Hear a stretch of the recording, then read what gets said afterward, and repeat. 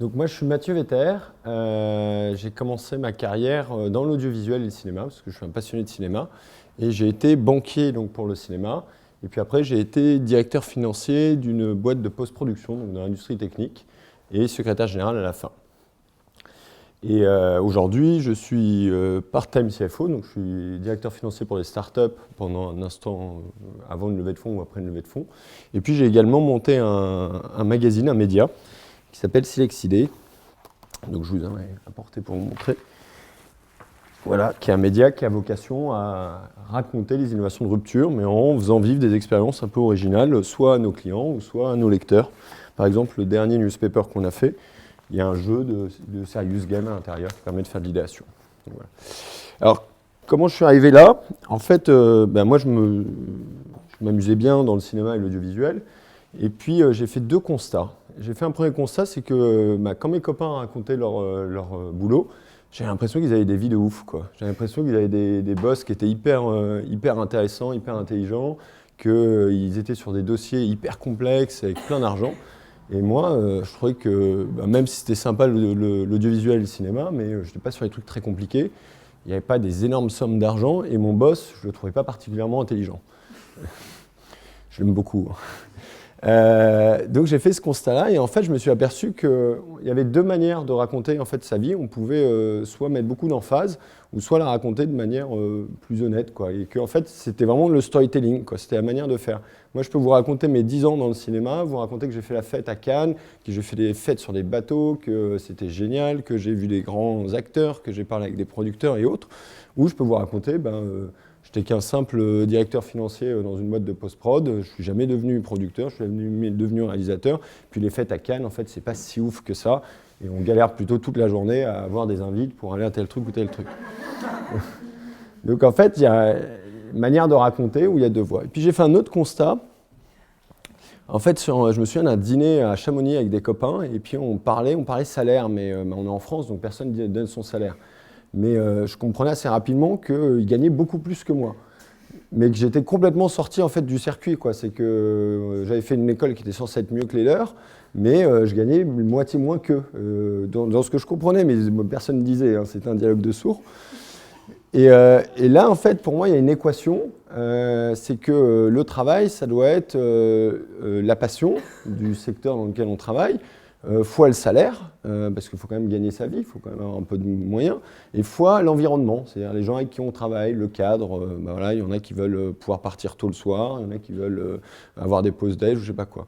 Et que moi, en fait, dans cette boîte-là, cette équation, elle commençait à plus très bien tenir debout. J'avais toujours la passion pour le cinéma, mais je n'étais pas devenu un producteur ou un réalisateur connu.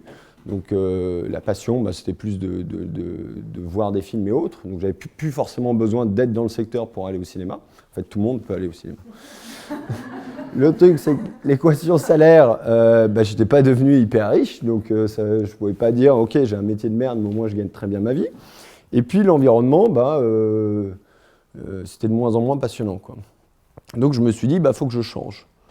Alors moi, mes deux petits conseils pour changer, c'est de faire des listes. Faites des listes. J'ai fait 2 listes. C'est un copain chasseur de tête qui m'a dit ça. Il m'a dit, fais 2 listes. Tu fais la liste des choses que tu aimes faire et la liste des choses que tu n'aimes pas faire. Et j'ai vraiment mis des conneries dans ces listes. J'ai mis dans les choses que j'aime faire. Moi, j'adore, c'est faire des notes de frais. J'adore pouvoir aller déjeuner. Pas faire la note de frais, c'est chiant ça. Mais tu vois, de me dire, je vais bouffer au resto, j'invite un client. Voilà, ça, c'est les trucs qui, moi, me font plaisir. J'avais mis un autre truc, c'est que je parlais plus anglais. Je parlais plus du tout anglais dans mon boulot, donc je m'avais mis, j'aimerais bien reparler anglais. Voilà, parce qu'en fait, l'industrie cinématographique et audiovisuelle en France, elle est bien. On est le 3e producteur au monde, donc il n'y avait pas besoin de parler anglais. Donc je m'étais mis ça. Et puis dans les trucs que je m'avais mis, dans les trucs que je voulais plus faire, je voulais plus travailler avec des cons. Je me suis dit, j'en ai marre, je veux rencontrer des gens intelligents, qui sont passionnants ou autres. Voilà, donc je m'étais fait ces 2 listes-là. Et donc c'est comme ça que j'ai commencé à changer. Et le but des 2 listes, c'est de trouver 2 choses. C'est de trouver sa super compétence. C'est de dire dans quoi vous êtes bon, dans quoi vous avez un truc, vous êtes plus efficace que les autres. Moi, le truc paradoxal, ma super compétence, c'est que je suis bon dans les modèles financiers. Je m'étais aperçu que j'adorais travailler sur des opérations de rachat de boîtes ou de vente de boîtes ou de levée de fonds. Et donc, paradoxalement, j'aime bien être derrière Excel et voir comment tout ça se modélise. Voilà. Donc il n'y a pas de honte, on peut avoir des super compétences qui ne soient pas super sexy. C'est celle-là. Et après, il faut un super pouvoir. Il y a un truc que vous avez qui est là où vous êtes le meilleur que les autres. Moi, mon super pouvoir, c'est que je sais fédérer des gens, je sais les embarquer pour aller faire une aventure. Donc c'est ce que je fais avec le magazine, où j'ai embarqué plein de gens et je leur ai dit, les gars, on va monter un média pour expliquer le monde de demain, parce qu'il se passe plein de trucs fabuleux. J'imagine que Oussama a dû vous raconter plein de trucs qui ont dû vous faire titiller un peu l'esprit. Mais on va avoir des robots chez soi, on va faire de la méditation, on va guérir du cancer, quoi. Il va se passer plein de trucs et je me dis mais il faut qu'on explique ça, c'est génial. Donc j'ai embarqué des gens avec moi parce que j'arrive à les convaincre, j'arrive à les fédérer, à leur dire on va faire un super truc. Il faut avoir un peu un super pouvoir parce qu'aller dire à des gens on va faire un média et on va commencer par un magazine papier, c'est un peu dur à vendre, hein, parce que tout le monde dit que la presse c'est mort, quoi. Donc voilà, moi mes tout tips c'est de dire faites des listes avec ce que vous aimez pas et essayez de trouver là où vous êtes meilleur que les autres ou quel est votre super pouvoir. Et puis sur la peur, parce qu'on en a un peu parlé, on a tout le temps un peu peur de dire merde, je vais plus avoir de salaire, je vais plus être dans le confort, bon, il y a une réalité, hein, c'est qu'il faut quand même être dans un cadre qui vit, mais en fait on s'en fout un peu en vrai, quoi, parce que ça change pas grand chose, les problèmes il y en a tout le temps, donc on les règle quand ils sont là, ça sert à rien d'imaginer les problèmes qu'on aura dans 6 mois. Moi je règle les problèmes d'aujourd'hui, puis lundi je réglerai ceux de lundi.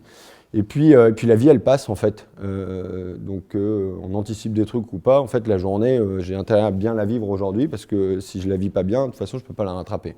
Donc le seul truc qui a de la valeur, c'est mon temps. Donc j'essaie de faire que mon temps soit cool et que je vive des trucs sympas. Et avec Silex, moi j'ai une super chance, c'est que je rencontre plein de gens fabuleux qui ont des vies de ouf, qui me racontent plein de trucs, des gens complètement farfelus, des gens qui sont très terre à terre, voilà. Donc j'ai un truc qui est passionnant. Voilà à peu près ce que je voulais vous dire.